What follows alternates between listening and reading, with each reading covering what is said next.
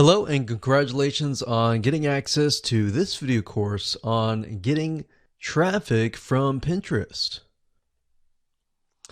This, of course, is video number 1, which is the introduction, and we're going to dive right in. First things first, I want to talk about the mindset, and we really want to focus on quality over quantity. And what do I mean by that? What I mean is that this is not about how much traffic that you can get from your Pinterest images, but rather how much quality traffic that you can get from Pinterest.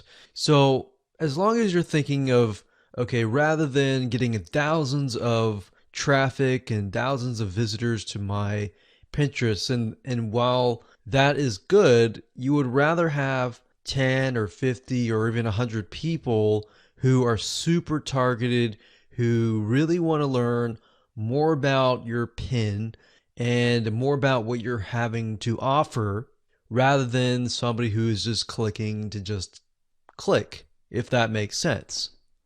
And of course, over time, you'll want to get thousands of high quality traffic as well.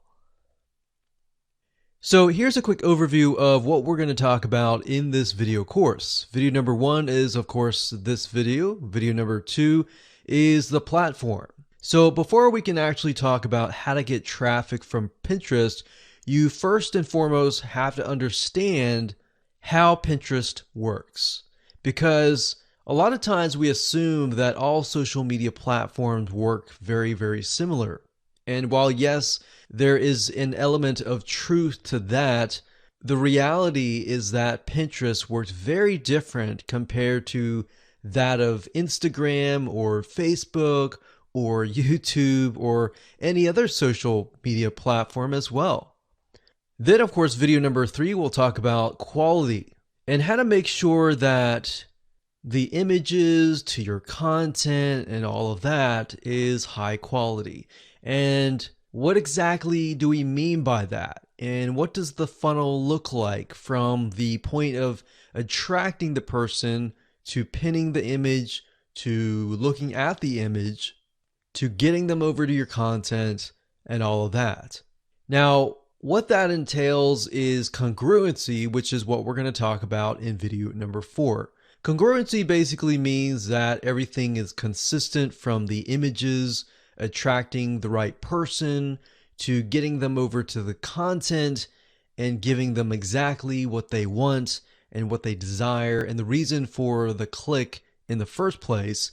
Because believe it or not, a lot of people, when they create marketing campaigns, they totally forget about congruency. So they might make a certain image, but when they get people over to a piece of content, it is unrelated. And then, of course, they wonder why nobody is converting, because at the end of the day, it's not congruent. So we'll make sure that you're on the same page in terms of that and how that works in real life. Video number 5, we're going to talk about visual real estate matters. So visual real estate is essentially, in this case, an image. Now, how big should the image be? Should it be a small image? Should it be a large image? What size converts the best? So we'll talk more about that in that particular video. Video number 6, we're going to talk about an attractive pin. So in other words, what should your images look like? And then on top of that, I'm sure you're asking, well, what exactly should I put in my images? Is there a formula? Is there a blueprint? And that's what brings us to video number 7, which is the anatomy, or in other words, a breakdown step by step of what every single image should contain at minimum. Video number 8, we'll talk about the reverse engineering hack. And this little hack here is going to help you figure out some ideas on different images, different angles, and all of that in terms of what you should create. Because a lot of times when you start from scratch, you're thinking, well, what kind of images are pin worthy, or what people would want to pin, what people would want to look at? Because you got to remember on Pinterest that you are competing with thousands of other people who have thousands of other amazing images. So if your image does not stand out, then it's going to be essentially put away and not even looked at, comparing to the other beautiful images, if that makes sense. And of course, last but not least, we got video number 9, which is pin automation. Essentially, this is a bonus video to show you how to automate the whole tedious, boring, time-consuming process. All right? So now let's talk about things that you will need to get started. So tools that you're going to need, what you're going to need to have in order to implement what's inside this video course. So obviously you're going to need to have a Pinterest account. You'll need to have a blog or a site with high quality content. If you don't have it right now, that's totally fine, but you will need to have one because you don't really want to direct people directly from your image directly to your sales page because people don't know you. People are still warming up to you. So we'll show you a little bit more in terms of the funnel and how to set up your marketing campaign and all of that. But what the high quality content does is it creates a buffer between your sales page and the image or your opt-in page. So you get them on your list, they sign up, you build a relationship with them, and then you warm them up. So you got to remember, these are people that you don't know. These are not people that know you. And of course, this is optional, but you'll need some money if you want to make your images look professional and appealing. So if you're not a photographer and you don't really want to hire a photographer and go about doing that, that way you can always purchase what we call royalty-free images that are already professionally made that can fit your niche. And we'll talk more about that in a later video. And of course, some money for optional tools, which we'll talk about in video number 9. All right, so with that said, let's move on to video number 2. Okay, so welcome back. This is video number 2, and this is the platform. So before we get started, it's crucial that we're on the same page.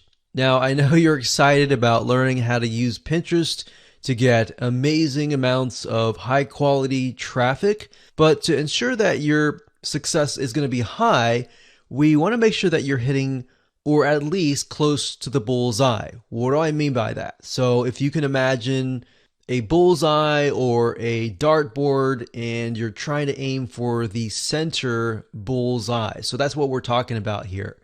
Now, you see, before you can get traffic from Pinterest, you need to understand how it works and how it's different from other social media platforms.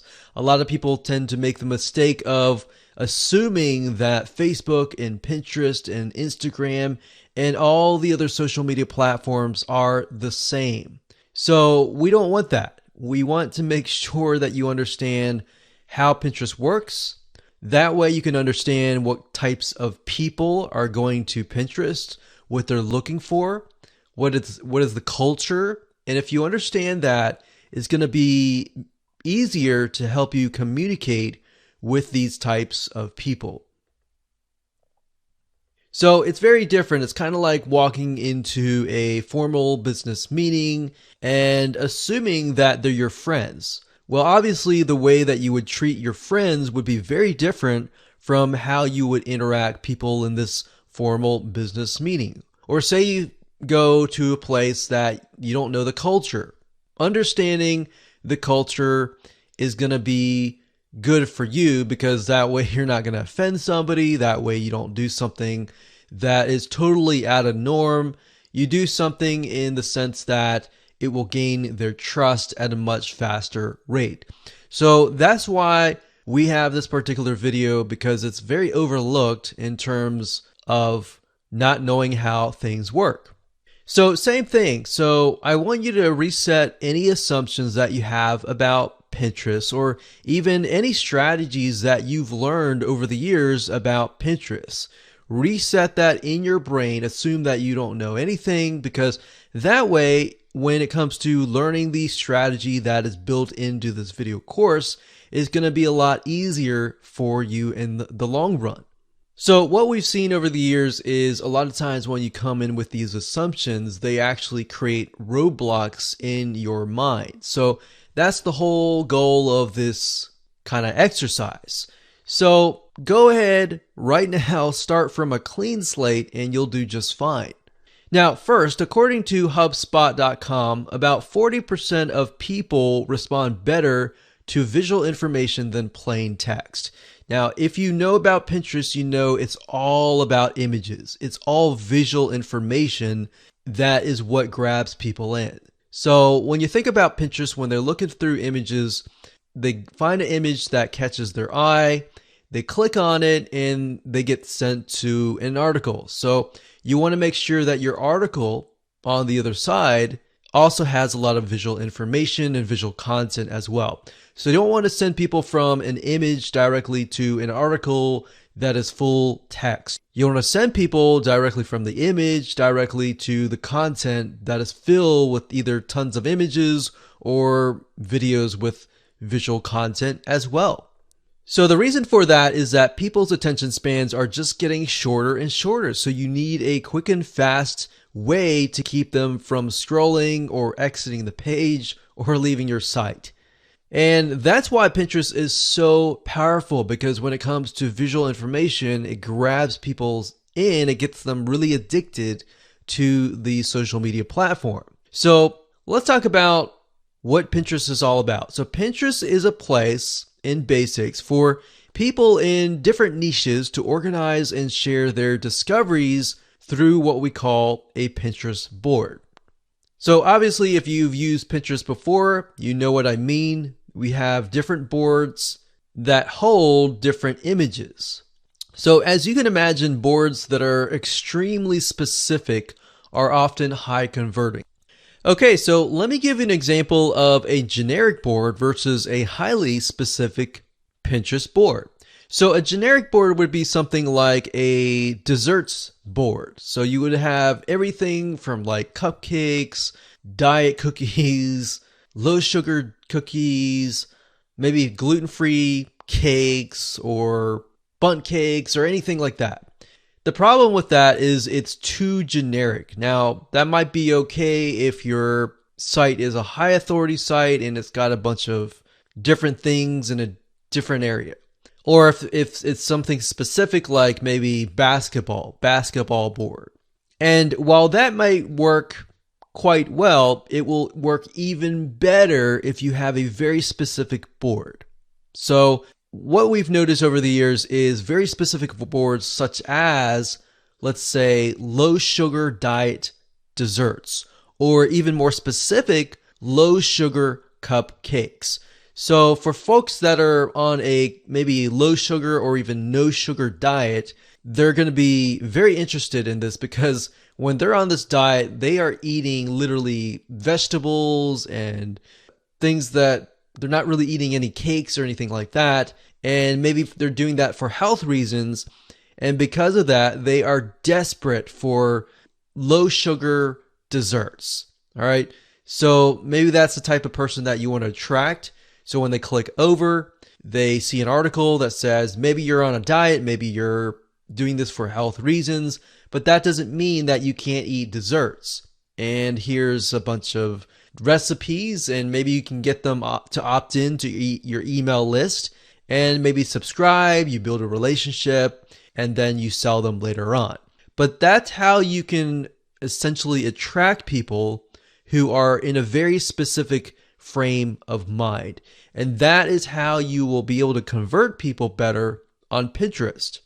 So I'm going to break it down. I'm going to dive in a lot more depth in the future videos. But this is kind of more of an overarching view of what we'll be talking about later on.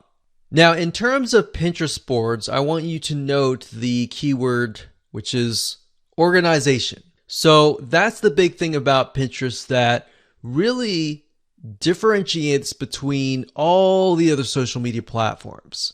You see, not many social media sites allow you to easily organize content except for really Pinterest. So it's a great place for people who want to learn how to do something to literally organize everything into a board So if somebody is interested in low sugar cakes, they're going to go there and they realize, oh, wow, I can make this, I can make that, I can make this. And you've got so many recipes that people are interested, they click over and they really get hooked on your board. Now, you could, if you wanted to, create a board of different recipes from either from you, from other competitors, and that's fine. Or you could create a board with all of your recipes on there. So in other words, this is a place where a lot of DIYers go. Now, if you don't know what DIY stands for, it's do it yourself.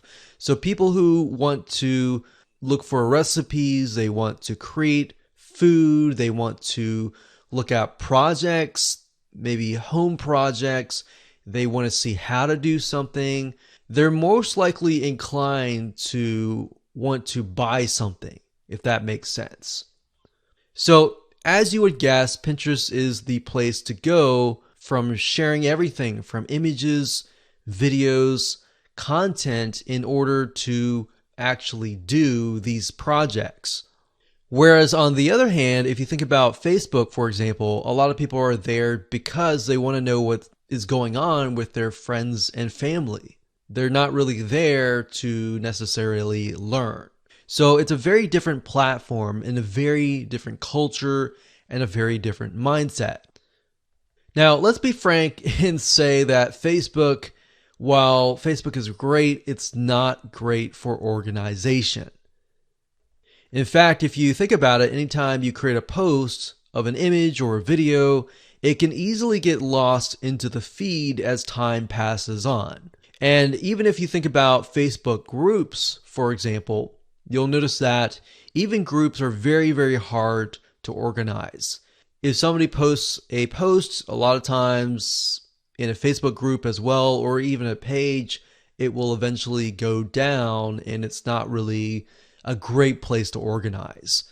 So Pinterest is great for planning, getting inspiration, organizing, and ultimately implementing, which is usually where the purchase happens. So remember, people are going to Pinterest because they're looking for inspiration. They're looking to organize their house. They're looking to learn something. And if learning something usually leads to buying something, you think about people are looking through recipes. They're going to have to buy food, right? And ingredients to make the food. Or they're looking at home projects. Let's say, for example, how to paint a room. They're eventually going to need to buy paint. They're going to need to buy blueprints on how to go about that, how to build boxes or kits and gadgets or crafts. They're going to have to go and buy things. So imagine that. Keep that in the back of your mind and understand that people are there to buy. So in hindsight, 2020, you realize that Pinterest can really produce a lot of sales if done right. So that's why we're going to break things down in the next few videos in terms of the funnel and how your marketing campaigns need to be set up. So with that said, let's move on to video number 3.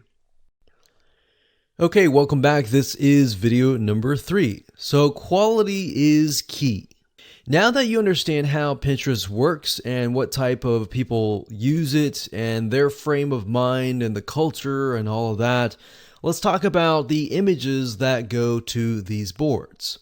So images and other visual content must be extremely high quality. Why?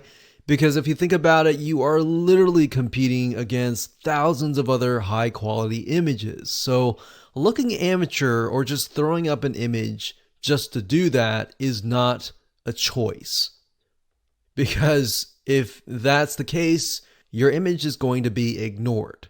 In fact, you need to know how to create high quality images. If you analyze thousands of Pinterest posts and images and the images that are being pinned, you realize they have something in common. And that commonality is that they are high quality images. And not only that, they literally grab people in. They have a call to action. they have specific elements which we'll talk about at a later video when we talk about the anatomy.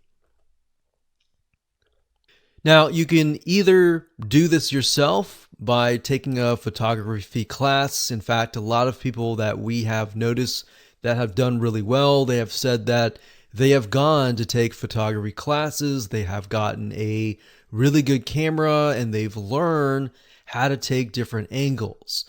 Now, if that's not something that you really want to do, then of course you can purchase royalty-free stock images from bigstockphoto.com, which is essentially a humongous database of images where you can literally find images of any niche. So if you're looking for images for a baked potato or a chicken parmesan dish, you are more likely to be able to find that on these sites.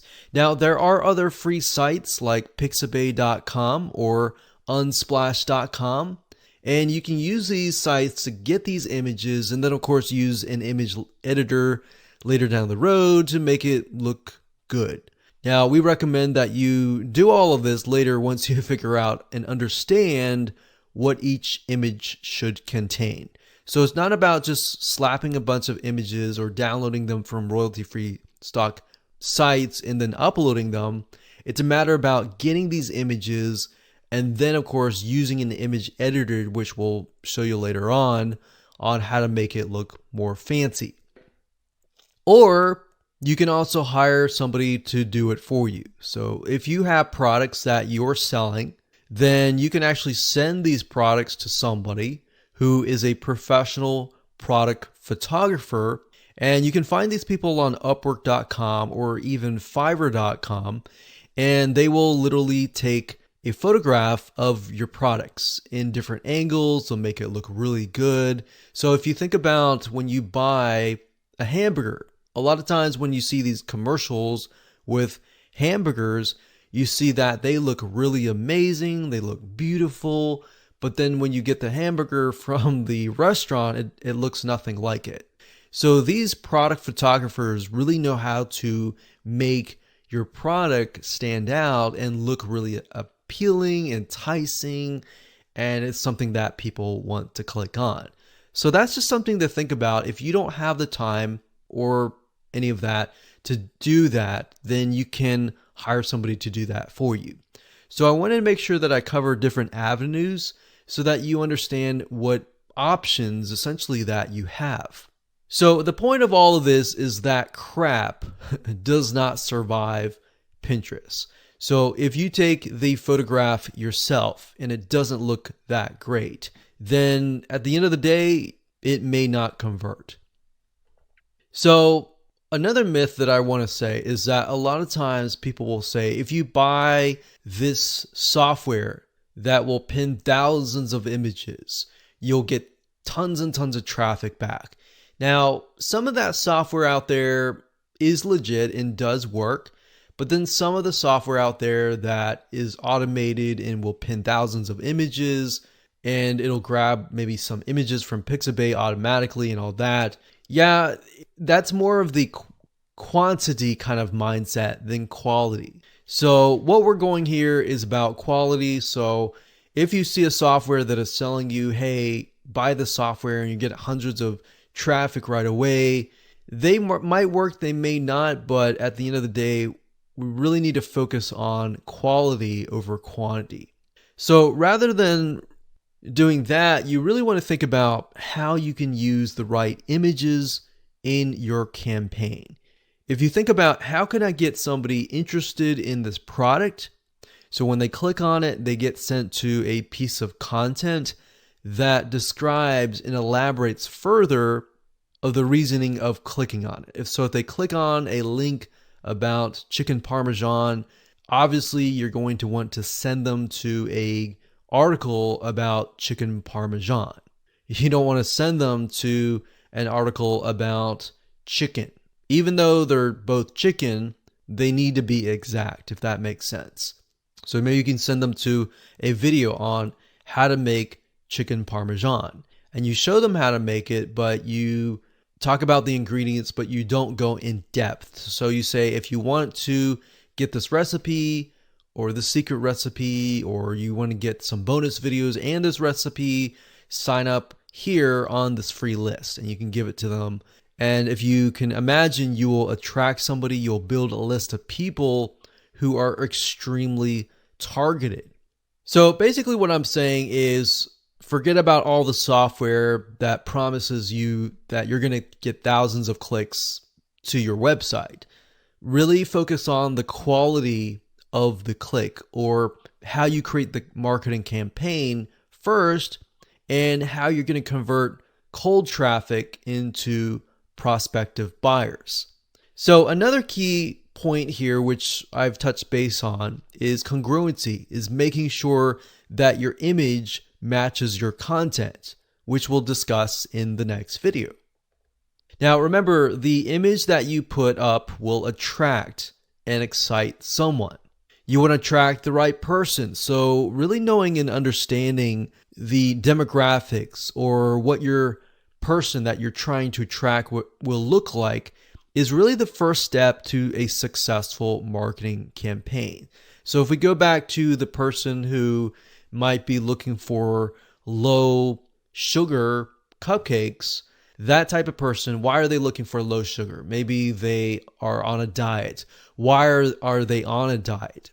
Do they have some sort of health issues, or do they have cholesterol or low cholesterol diet? Are they facing a specific problem? You really need to think about that, because if you do, then you can talk about that in your article or your image, and you can grab people in. So you could do something like low cholesterol cupcakes, for example, or healthy desserts for diabetics, kind of thing. So you know, when you attract that type of person, they are maybe going through diabetes or low cholesterol, or specific reasoning. And because of that reasoning, you're able to talk with them, you're able to gain their trust. And in the article, you could say, hey, here's some low sugar cupcakes for diabetics and all that. And that way you can relate to them on a deeper level. So maybe in the article, in the opt-in, in the autoresponder series, you can literally talk to them and say, hey, being a diabetic is hard because you can't eat certain foods, but I want to say that there's certain foods that you can eat and still enjoy life, kind of thing. And that's how you're going to be able to sell. It's not about getting thousands of clicks from your image to your article. It's about getting the 10 people or the 20 people that really understand what you're talking about, because in that way, in that light, they're going to be more open to actually buying from you, if that makes sense. So one way of doing this is to take a look at magazines in your niche. Magazines are really great ways to figure out what kind of images that you can actually use that will excite people. Because a lot of these magazine companies will invest millions and thousands of dollars and hundreds of thousands of dollars into figuring out what actually works with their prospects and their customers and their buyers. So let's go ahead and do that right now. Okay, so to keep it simple, we can go to magazines.com, and you'll literally see hundreds of different magazines. If you click on the all categories here, you'll be able to see the different categories. We have animal pets, we have art, we have fashion, we have all sorts of things. But to keep it simple, I'm going to type in recipe, and let's just see what we get. So we've got cooking, food, and beverage, magazine subscriptions. Now, obviously, I'm not going to be able to look inside the magazine, but just by taking a look at them will allow me to get a better idea of what they're putting out. Now, sometimes you can even do a reverse engineering and do a Google search on that magazine And sometimes these sites will have websites. So that's something that we'll actually do. So All Recipes is an actual website, so we know that. But let's just go ahead and click this. So we got DIY donuts, and DIY, remember we mentioned that was do it yourself. So we already know right off the bat that people that are into allrecipes.com are people that are interested in doing it themselves. And that really matches the type of person that we're trying to track with Pinterest.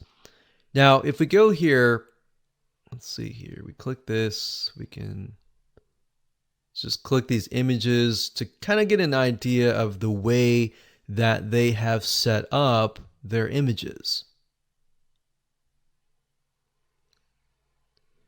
And you can actually copy this, and not actually copy exact, but get an idea of, okay, they're using plates, they're putting words on top of here, and they're putting text on the side, and that's what makes it look good.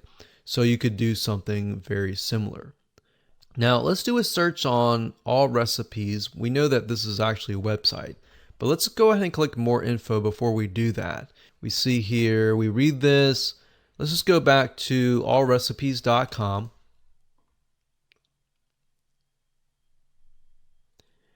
So we can see 12 delicious chicken thigh dinners. Now, one little tip that I'm going to give you is that a lot of times with Pinterest type articles, if you can do something like the top 5 or the top 10 or 10 chicken dinners or 10 maybe low carb desserts or top 5 low sugar desserts kind of thing, that actually will do really well. And those tend to get pinned a lot because it's not just one, it's many, and they're definitely interested in that. So we can see in terms of the images that could potentially be pinned, they're simply pictures of the food. Now, in terms of images, you can kind of get away with this with food because, and without any words or anything like that, but by adding words in some sort of call to action, such as want this recipe, click here. If somebody pins that, they're most likely going to click there versus they're just seeing this because they don't exactly know what this is. So you could put the words baked teriyaki chicken on this so that somebody knows, okay, this is baked teriyaki chicken, because not all the time can you take a look at an image and know exactly what it is all about. But if you notice, one thing that I mentioned earlier is that this article is a great example of going from an image to an article that has tons of visual information and visual content. So you can see that this page is literally filled with images. So it's got about 12 images, and in terms of text, very little text. So that's something to keep in mind with Pinterest, is that a lot of people go there looking for images. When they click on an image, they're not looking for a full article of text. They're looking for more images. So if you can do that, that will keep people on your site, and that will get people more engaged.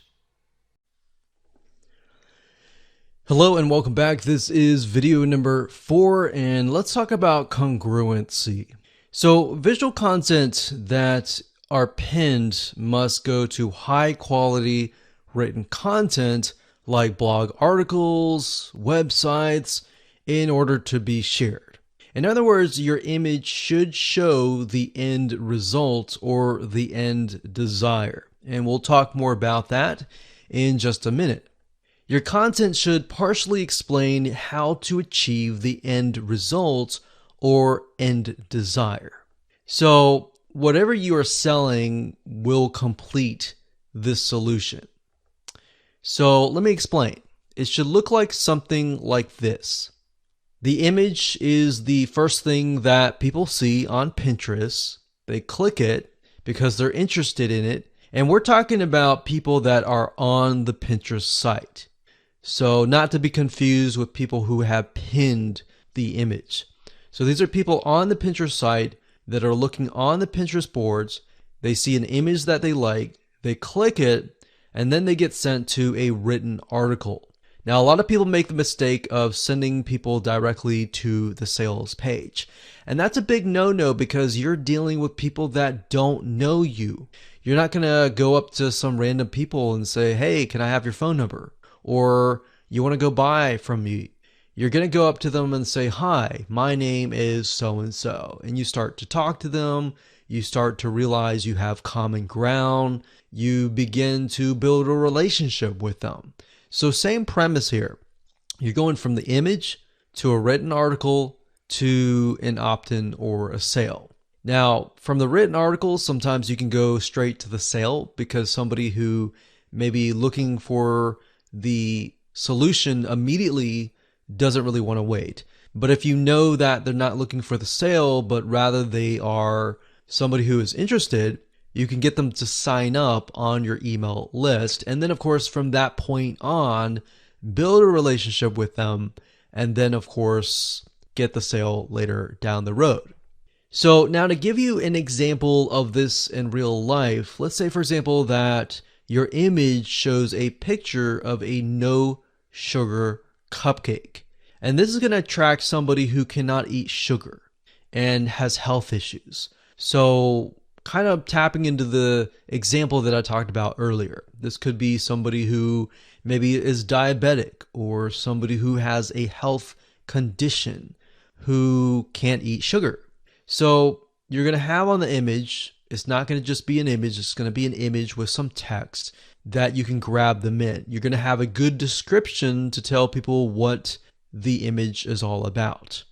Now, if they click on that image and they get a cupcake, and that is made of sugar, brown sugar, sugar cane, even coconut sugar, they're going to be upset and leave. Or let's say you don't even have any text and it's a sugar cupcake. And somebody clicks on that and then they get sent to an article that is like a no sugar cupcake. They're going to get upset with that. That is why the image is so crucial. It's not just about a beautiful image, but it's an image that has a good description, that has text on it, and that has a call to action. Or worse, they're going to go back to Pinterest and alert everyone else that this image may be misleading or anything like that. And that's just not good for you and your reputation. But if they go to the content and they find out that you've made in this amazing, tasty cupcake that uses no sugar at all and is healthy, guess what? They're going to go back to Pinterest. They're going to tell everybody, they're going to say, hey, I tried this. This is amazing. This is something that you're going to want to try as well. They are going to become your fans. And of course, they're going to become your voice. And essentially, they're going to become your marketers. So you've got yourself a potential customer, a potential person that's going to market for you. Now, imagine adding them onto your email list and then, of course, building that relationship over time. They're most likely inclined to actually buy from you. And that is what we call a profitable targeted automation machine by using Pinterest. And that's the goal of today. That's the goal of this video course, is to get you in that mindset so that you understand that this is the power of Pinterest, but it must be done right. So now let's talk about the size of your images. Should your images be small? Should they be big? What size should they be? What should they look like? Let's talk about that in the next video. Okay, so welcome to video number 5. Let's talk about visual real estate matters. So visual real estate is not talking about houses here, but it could be visual, it could be virtual real estate. Same thing. Basically, all that means is that the size of your image matters a lot. So imagine the image or even the screen right here. This screen right here just means that how much is your image taking up of the page. So if the image is big, then of course your real estate is going to be bigger. If it's small and you're not taking a whole lot of space, then your real estate virtually or visually is going to be not a whole lot. Now, why does that matter? Well, did you know that Pinterest allows you to pin graphics that are vertically oriented, meaning that they're long, which means that you're going to take more real estate compared to that of a square. So if you had the option to either use a square or a vertical rectangle, which one would you use? Well, the vertical rectangle, of course, right? Because not only does it take more space out of the page, it definitely shows up compared to all the other images. And not only that, in addition to that, it stands out. Now, when you're dealing with vertical rectangles, the problem is you need to make sure that your images look good. Because with a square image, you just put up an image, you can put a call to action, put up important information on that and put it up, and that's it. But with a vertical, you begin to realize that you need to really make it look good. It's not just a bunch of images, it's got to look really good. And don't worry about that. We're going to talk about that in just a second. So if you're not a graphic designer, it doesn't matter. You're going to be able to create some amazing pictures. Now, going back to why this is important and why taking up more virtual real estate is important, this is because the more of the page that you're going to take up, the better. The smaller of your image is, the less of the page you take up. And worse, you're going to be overpowered by folks on Pinterest that are using these longer pins. Because the longer pin is actually the strategy that will actually work. Now, this is a proven method that we discovered while testing our own images. We found that the longer pins would actually show up on the page. They got pinned more because they were obviously being shown a lot more. And a lot of times, longer pins will allow somebody to look at the image longer than they would a shorter image, if that makes sense. And we figured this out as well with sharing notes with other successful Pinterest marketing campaign owners. We asked them, we said, hey, what is your best size? And they said vertical long pins were their best size. Now, what exactly size should that be? We'll get into that at a later video. So if you spend a lot of time studying other people's pictures and looking through magazine photos, so if you take a magazine from a bookstore and you look through that, you begin to realize what people really want to see visually in your niche. That's why I showed you the method earlier where we looked at the magazines and then we kind of reverse engineered it by going to the website and took a look at that. But if you look at magazines and how they're laid out and all of that, if you can do something similar and lay your images out like that, it's going to be more appealing on Pinterest because you're going to be competing with everybody else who are mainly just uploading images and that's it. But if your images look really nice and appealing and attractive, you're going to get more clicks. Now, to create a long pin, you have to put a few photos together, literally stacked on top of each other. So if you think about it, a square is just a square, but a longer pin is going to have several squares on top of each other. It might have 3 squares, it might have 4 squares. But of course, you don't want to make it too long as well, because there's a difference between being short and sweet and being too long-winded, right? If you think about somebody who is going to talk about a specific topic, you want short, straight to the point, you want the information really quick, and that's it. So similar to this, you want to have a long pin, but you don't want to have a pin that is way too long. So that's just something to keep in mind as you are thinking about how you can go ahead and create these long pins. So on the Pinterest feed, they make the pins stand out a little more by being long. But like I said, you want to make sure that There's a fine line between too long and too short. So tweaking the sizes of the images is a great technique to get more attention on the Pinterest board compared to that of the other pins that are smaller image sizes. So in the next few videos, we're going to discuss one type of long graphic that attracts a lot of attention, that works really well, that you can easily create without having any sort of professional graphic designer experience. Hello and welcome back. This is video number 6. Let's talk about an attractive pin and what that looks like. So according to a recent article by HubSpot.com, publishers who use infographics grow in traffic on average about 12% more than those who don't really use infographics. So we found the same, that to be true, that after we started using infographics, we started seeing an increase of clicks, and not just only any click, but high quality clicks. Now, if you're not familiar with them, they're basically long vertical images, which turns great content into eye candy. Or in other words, you can turn great content, instead of turning it into just a bunch of text, you turn it into a graphic that visually makes sense. Now, there are many different types of infographics, and we'll show you in just a second what they look like and how you can go about creating your very own infographic. Now, this is how many companies take really boring content and make it exciting.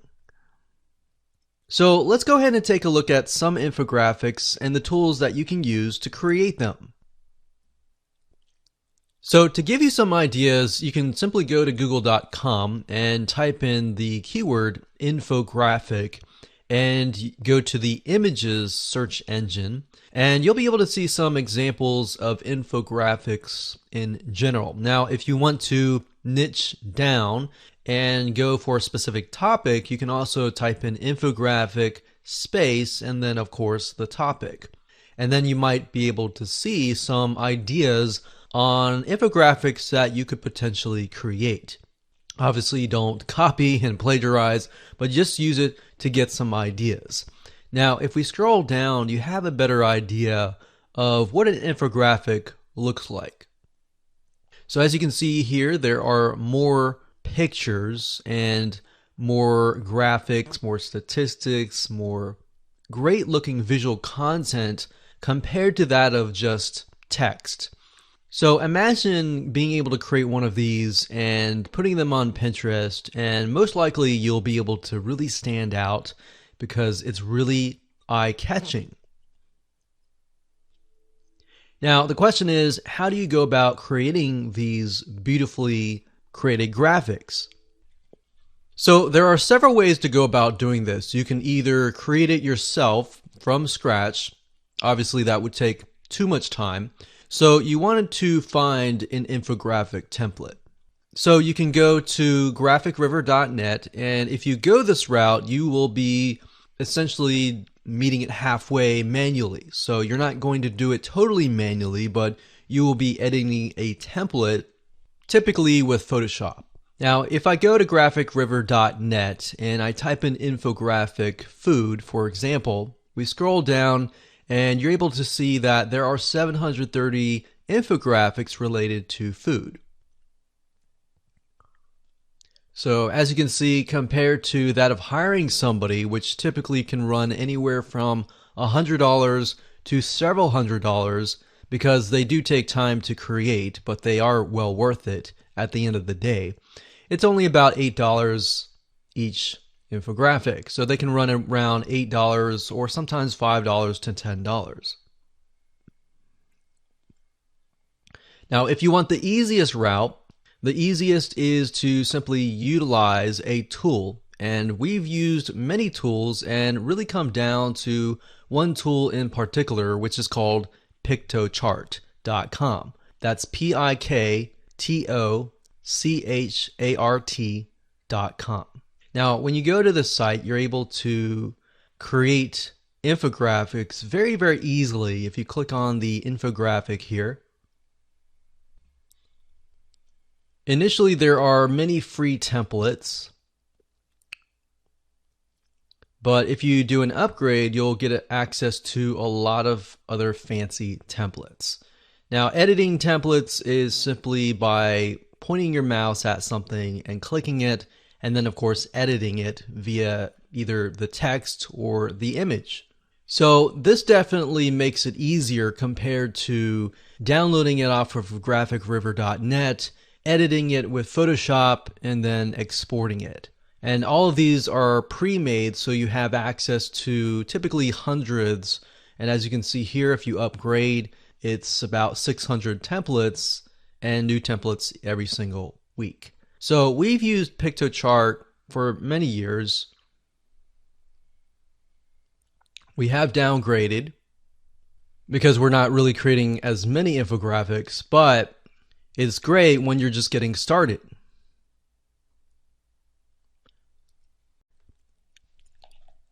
Hello and welcome to video number 7. We're going to talk about the anatomy. So as we're talking about images, I'm sure you're thinking, okay, what exactly am I supposed to put inside of the graphic? We've talked about graphics. We've talked about the size of the graphic. Now what? Is there a blueprint or a formula? And yes, there is. And that's what we're going to cover in this specific video. Now, while you can get creative and add whatever you like, there are a few things that every pin-worthy image should contain, at minimum, to get the desired quality click. So let's talk about that right now. The image should show the following. First, it should show the end result or the end desire in a high-quality picture. In other words, it should show whoever you're trying to target what they want to create. So if you take a look at the examples of food, if somebody puts an image up of some tasty chicken parmesan dish, then in the back of the mind of your prospect, they're thinking, oh, that looks really yummy, that looks tasty, and you put a really good description and they really love it. They're going to click it because they want to know how to create that yummy chicken parmesan dish. So that in itself is the end result. So you don't want to choose any image, you want to choose the right image, if that makes sense. Second of all, you need to build curiosity to click, to learn how to achieve the end result.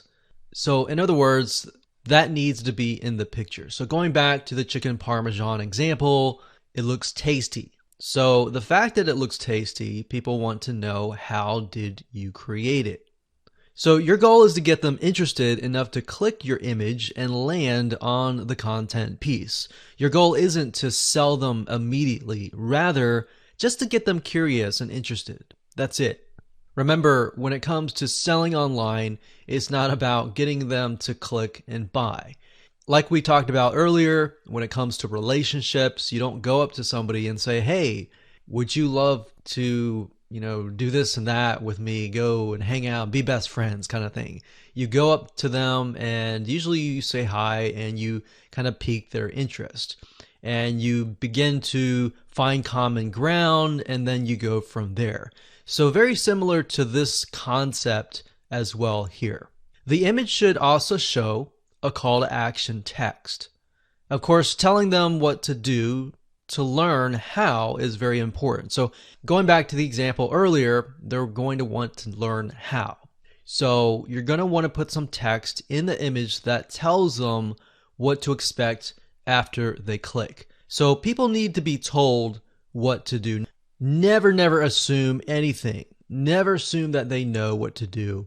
Always tell them. So you're going to need to have a call to action text that says, click here to get recipe. So something short and sweet. Click to watch how to create this recipe or whatever you're trying to sell. So never assume anything and tell them the exact call to action. Now try to keep that within just a few words. You don't want to go overboard because remember, as people are going through Pinterest, they're scanning. They're looking really fast with their eyes on a bunch of images. So whatever image grabs them in, and not only that, tells them what to do. to get what they want, they're going to click. So at the end of the day, you want something that people can save or even share with their friends or their family. Or they just pin it and then they share it in their board, in their group, and then their group finds out about it, and then you get more traffic. So that's why you want to really set this up carefully and correctly.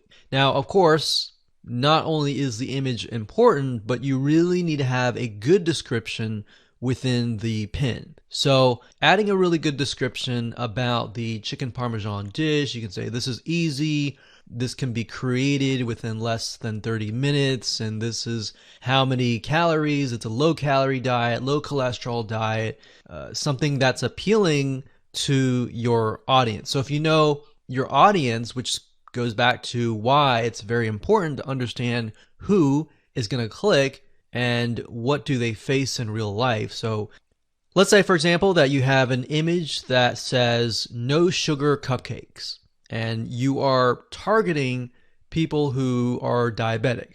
So you want to put the call to action with that, and then put that in the description. You can say, if you're diabetic, or if you are on a specific diet where you're not supposed to eat sugar, then this tastes really good. It only takes this amount of time. It'll save you money too, because it doesn't cost a lot of money. It's only like 3 ingredients. So it's easy, cheap, and it's fast.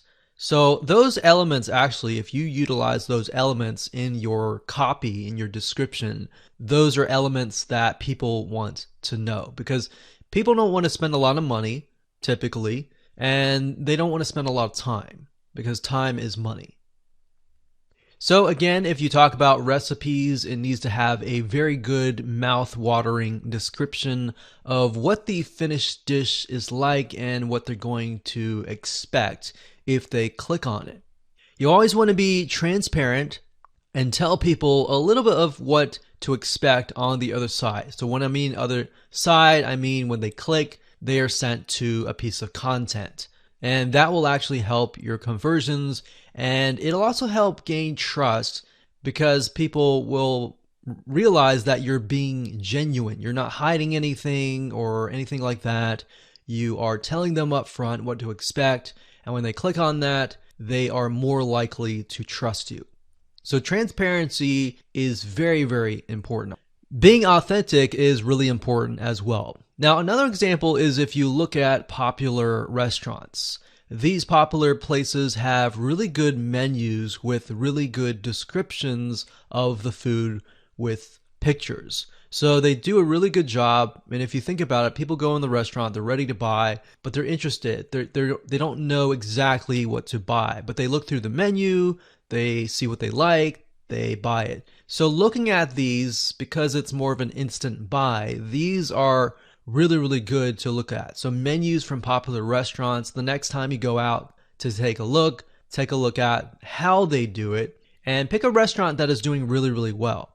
Now, sometimes you can go on Google and do a search on the restaurant and find restaurants that you really like that are doing well, and look at them, see if they have a menu on their website, and see how they've laid things out and use those descriptions. But if you keep with what I talked about in the previous slide, which was saving time, saving money, and not as many ingredients or not as many steps, those elements actually can help convert really well.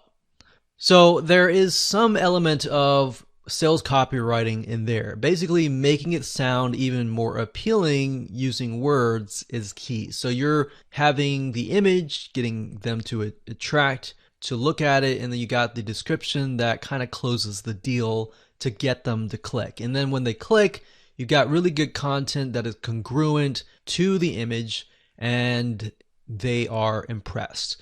Because the reality is not many people do that. So if you're one of the few that do that, you're going to be ahead of your competition. So like I said, even though the visual is great, you really need to back it up with a good description as well.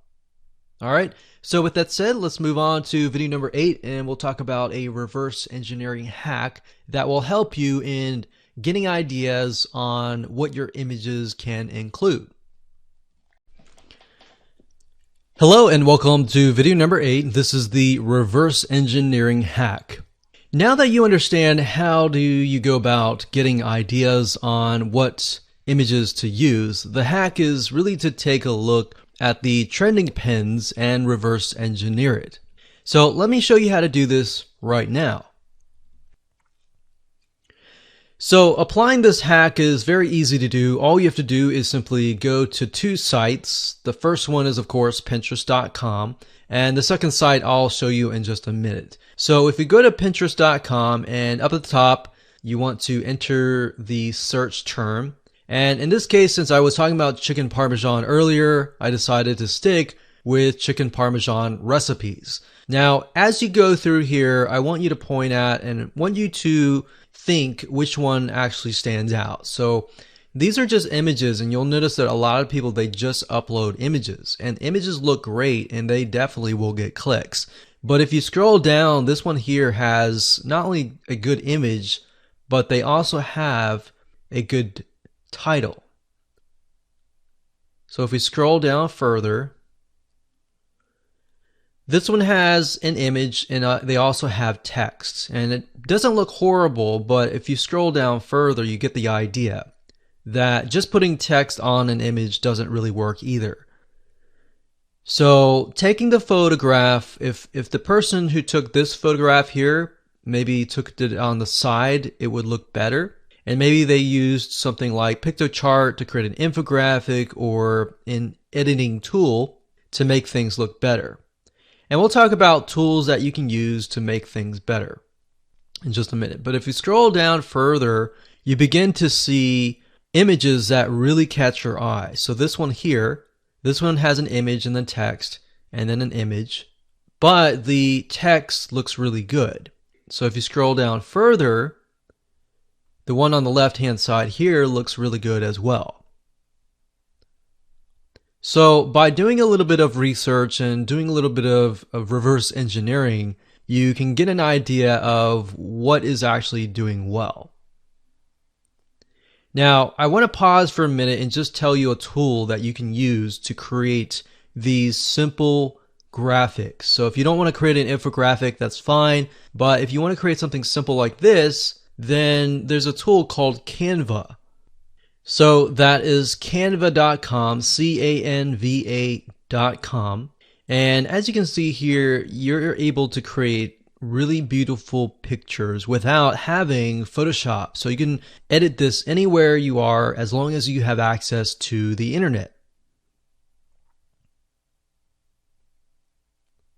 Now, what's nice about Canva is you're not limited to just posters. In fact, if you go up here, you're able to see the different templates and designs. So if I go back one page and I go to features, you can see the document types of the cars, logos, flyers, banners, reports, resumes, postcards, proposals, infographics as well, book covers, newsletters, all sorts of things that you can create, magazine covers. You can even go further and create your social media graphics as well. But that's going a little bit on a different route. So now that you know a tool that you can use to create nice looking graphics aside of PictoChart.com, let's head back on to Pinterest.com. Okay, so what you want to do is scroll down and then look for an image that really stands out. So as we're scrolling through here, I feel like the one that's really standing out to me is this one here and this one here. Now, if you notice, if you put your mouse over each image, at the bottom here, you're going to see the domain name of the person that owns this image. So we put over here, we can see this is inspiredtaste.net. We've got chefsavvy.com. We've got kitchenswagger.com. So what we do is we find the domain name. And the next step is we obviously can see that these people are professionals. So we want to take a further look at them. So what we do is we head on over to a site called buzzsumo.com. That's buzzsumo.com. And then immediately you see Content Analyzer. And normally this will show up by default, the first thing that you'll see. If not, you can click on content research, content analyzer, and then you'll want to enter the domain name. So in this case, it's kitchenswagger.com. And if we scroll down, we can see all the content that BuzzSumo has essentially extracted, and we can get an idea of how well the content is doing. So we can see this one here is getting about 300 Pinterest shares. So it looks like the majority of their traffic is actually coming from Pinterest. And that's a good sign, because that tells us that the way they've created their graphic is a good sign that tells us and confirmation that their images are working and people are sharing their content. So what you can do is you can simply click on their link. Now, before we do that, let's just try something. Let's see if we can do chicken swagger chicken and do a search. So that doesn't really give us the data. We're looking for the chicken parmesan. But anyways, it looks like they're very consistent. So what I do is I take a look at the highest content piece that is getting the highest amount of Pinterest shares. And then we take a look at the content and just see how they've laid out their content. So how to grill the best pizza you've ever had. How to make the best chicken parmesan you've ever had. So they start with an image, content, some bold text, then they have images, lots of images. And then they go to the recipes. So what you're trying to do here is get an idea of why people are pinning it and how you can apply that to your own content. Obviously, you're not plagiarizing or copying them. You're simply getting ideas on how you can lay things out for your own site. Because what we found is that with Pinterest, a lot of times the content for a specific demographic, a specific audience, a specific niche can be very different than other audiences and other niches. So that's why taking a look at your competition, essentially, and what is actually trending and which one is getting good Pinterest shares and all of that, and then stick with that. So that's a very simple hack that you can apply. So as a recap, number one, go to Pinterest.com, do a search for your niche or specific image that you're searching for, and then take a look at the best image, and then go to BuzzSumo second of all, that's step number two, and then type in the domain name, and then take a look at their highest Pinterest shares, and from that, take a look at how they've laid things out on their blog or their website, and then try to take a look at a few again and see if there's a similarity and a commonality. So that's it, and hope you enjoyed that. Let's move on to the next video. Hello and welcome to video number 9, and this is going to be pin automation. Just want to say congrats on reaching the end of this video course. So this is sort of a bonus video that is going to make your pinning much easier. Pinning lots of high quality images is crucial, and you really want to be consistent and you want to schedule it ahead of time. That way you can schedule weeks in advance, and then you can focus on the long term as much as possible. And by doing that and by being consistent, that will actually help you get a good amount of traffic if you followed this formula. So obviously you can't be near a computer 24/7 either. So really finding a tool that can help you automate this process as much as possible is important. So let's discuss some tools that will help you with this process. So there are tons and tons of different tools out there that you can use, that you can pay for. But over the years, one tool in particular that we have seen really sustain the test of time and really update their features and all of that is viraltag.com. So as you can see, it says the #1 social media marketing tool for sharing visuals. So it's not just for Pinterest, it's for other social media platforms as well. But in terms of utilizing this with Pinterest, it's actually very, very good. So you can schedule unlimited posts so they don't charge you per post. You can recycle evergreen content, you can collaborate with your team, and best of all, you can analyze what is actually happening. We found that there's some tools out there that will post stuff, but you have no idea on earth what in the world is actually working and what in the world is actually happening. So as you can see here, you can schedule your content ahead of time. So you can put the image, you can put hashtags, which is something else that we highly recommend that you do. And then of course you can put the URL where you want to send them to. So as you can see here, you can upload, you can edit, you can schedule posts in bulk. So you don't have to do it one by one. And there's a lot of other things. You can do content curation, which is a little bit different than what we're talking about, but those are more advanced strategies. But based on what we're talking about in this course, this is essentially one of the better tools that we have found over the years. So rather than having to scour the internet and look for the tool that is best, we can definitely say this one right here is the way to go. Now, it does cost money. As you can see here, there's an individual count. You really only need the individual count. And the small business is a little bit more money, and then the branding is a lot more money. Now, as you can see, you definitely don't need the small business or the brand. The individual is just enough to have. And one suggestion that I have to you is that don't even get access to Viral Tag at all until you have actually begun to get into the habit of doing it yourself. Once you've done it yourself and once you become overwhelmed and you need to take it to the next level, that's when you can use Viral Tag. So that's a tool that we highly recommend that has worked really well. And we hope you enjoyed this course, and make sure that you take the knowledge that you've learned and apply it. And remember, if you keep it simple and keep your funnel congruent from your image to your content and so forth, and follow the blueprint step by step and be consistent at it, you will begin to see some traffic.